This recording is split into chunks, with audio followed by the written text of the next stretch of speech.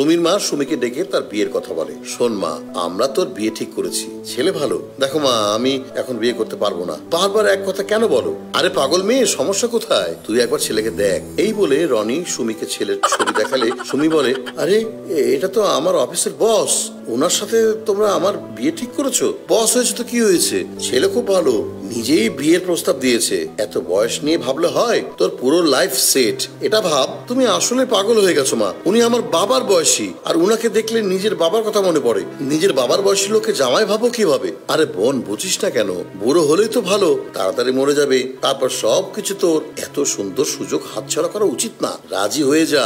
ফালতু কথা বলবে না তো। উনার টাকা পয়সা আমার দরকার নেই, আর ওই লোককে আমি ভালো ভেবেছিলাম, কিন্তু উনি আমার আড়ালে এত কিছু করেছে। উনার তো খবর আছে আজ। বাড়াবাড়ি করিস না, যা বলছি শোন। বিয়ে করে নে, এতে তোরই ভালো, সুখে থাকবি। আমার সুখ নিয়ে তোমার ভাবা লাগবে না। আমি মরে গেলেও এই বুড়োকে বিয়ে করব না। দেখো শুধু আজ আমি কি করি। এই বলে সুমি সেখান থেকে চলে যায়। সুমি ওর অফিসে এসে ওর বসের কাছে যায়। আপনি এমন একটা নিজ কাজ করবেন আমি তা কখনো কল্পনা করতে পারিনি। কি বলছো তুমি? একদম এখন নাটক করবেন না। আপনি কোন সাহসে আমার বাসায় বিয়ের প্রস্তাব পাঠান আমাকে না জানিয়ে? আমি তো আপনাকে ভালো ভেবেছিলাম, কিন্তু আপনি যে এমন একটা কাজ করবেন তা আমি কখনো ভাবিনি। আমি ভেবেছিলাম আমার কাজে খুশি হয়ে হয়তো আপনি প্রমোশন দেন, আমার প্রশংসা করেন, আমার সব বিষয়ে সাপোর্ট করেন, কিন্তু আমি ভুল ছিলাম। ছি, আপনি এতটা ছোট মনের মানুষ, সেটা আমি আগে জানলে কখনো এই অফিসে চাকরি নিতাম না। দেখো সুমি, তোমার হয়তো কোথাও ভুল হচ্ছে। কিসের ভুল হচ্ছে? আমার বাসায় আপনি নিজের এই চেহারা নিয়ে ছবি পাঠাননি? নিজের বয়স জানেন আপনি? আপনি আমার বাবার বয়সী, আর সেই কিনা আমি আপনাকে বিয়ে করব?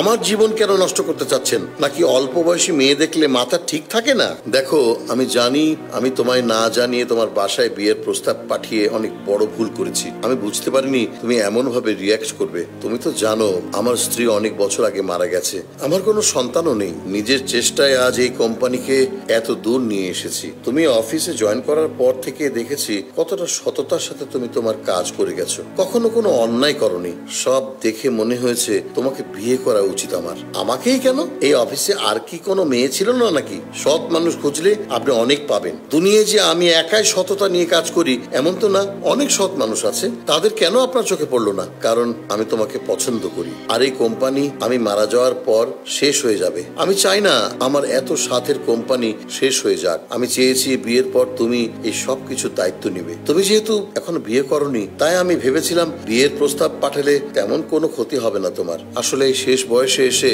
একজন সঙ্গীর খুব প্রয়োজন আমার। যদি ছেলে মেয়ে থাকতো তাও সমস্যা হতো না। যাই হোক, আমি দুঃখিত। এভাবে বিয়ের প্রস্তাব পাঠানো আমার উচিত হয়নি। তুমি চাকরিটা ছেড়ো না। আমি কথা দিচ্ছি আজকের পর এই নিয়ে আর কিছু হবে না। আমি রেগে গিয়েছিলাম, তার কারণ হচ্ছে আপনি আমাকে না জানিয়ে কেন এই কাজটি করেছেন সেই জন্য। আমি আপনার দিকটা বুঝতে পারছি, তবে আপনি বিয়ের বিষয়ে আমার বাবা মার সাথে কথা বলতে পারেন। এ নিয়ে আমার কিছু বলার নেই। তার মানে তুমি রাজি? সুমি মাথা নাড়িয়ে সায় জানায়। প্রতিটি মানুষের শেষ বয়সে একজন সঙ্গী প্রয়োজন হয়, তবে সেই সঙ্গী অসম বয়সী হলে সেটা দৃষ্টিকটু হয়, সাথে অনেক সমালোচনার শিকার হতে হয়। তাই নিজের বয়স দেখে সেই মতো জীবন সঙ্গী নির্বাচন করা উচিত। মোতালেব আর সুমির এমন সিদ্ধান্ত কি ঠিক?